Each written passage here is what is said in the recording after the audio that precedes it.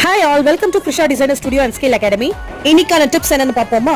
Mehndi apply பண்ணி whole day வச்சதுக்கு அப்புறமா எப்படி ரிமூவ் பண்ணணும்? நிறைய பேர் என்ன பண்ணுவாங்கன்னா அப்படியே போட்டு ரப் பண்ணுவாங்க. அந்த மாதிரி மட்டும் தயவு செஞ்சு பண்ணாதீங்க. பண்ணீங்கன்னா ஸ்கின்ல நிறைய ரேஷஸ் வர்றதுக்கு வாய்ப்பு இருக்கு. மெஹந்தி கோன்லயும் சரி, ஆஃப்டர் கேர் ஸ்ப்ரேலயும் சரி சுகர் இருக்கும். அது உங்களுடைய ஸ்கின்னோட நல்ல ஸ்டிக்கியா மெஹந்தியை பிடிச்சிக்கிறதுக்கு ஹெல்ப் பண்ணும். அந்த மாதிரி டைம்ல நீங்க அப்படியே ரப் பண்ணீங்கன்னா கண்டிப்பா ஸ்கின் டேமேஜ் ஆகும். ஸோ நீங்கள் என்ன பண்ணுறீங்கன்னா, நல்ல கோகனட் ஆயிலை நல்லா அப்ளை பண்ணிவிட்டு ஒரு 10 மினிட்ஸ் அப்படியே விட்டுருங்க. அதுக்கப்புறமா கொஞ்சம் கொஞ்சமாக ஸ்லோவாக ரப் பண்ணிங்கன்னா உங்கள் மெஹந்தி சாஃப்ட் ஆகி அதுவே எல்லாம் ரிமூவ் ஆகிடும்.